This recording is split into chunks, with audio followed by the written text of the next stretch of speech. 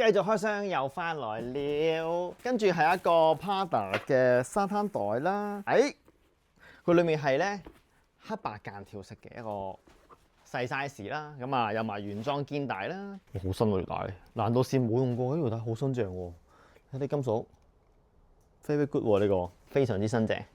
哇，很好喎呢個。專櫃翻出，中古多人揾嘅一個牛角包，裡面仲要係冇黏皮嘅，優格皮都上算，唔係上算啊，幾新淨添。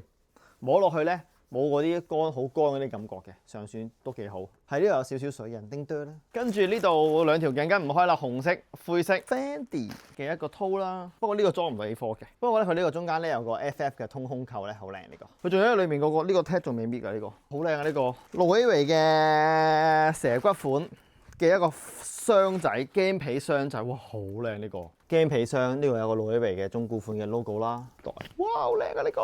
仲有綠色咁樣超靚啊，超新淨呢個。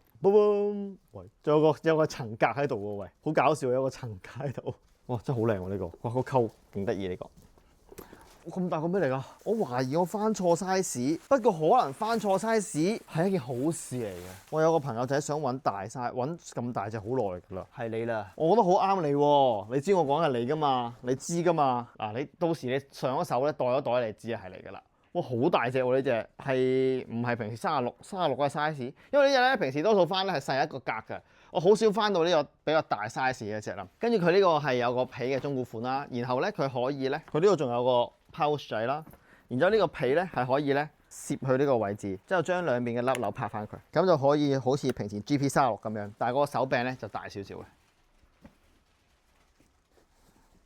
非常之好，我覺得呢個。咁啱得咁巧俾我唔小心翻到個大 size， 所以係你㗎啦，係你㗎啦，應該唔使你揾我㗎啦，我會揾你㗎啦。所以如果其他朋友仔有興趣嘅話，快啲揾我哋，我哋下次再見，拜拜。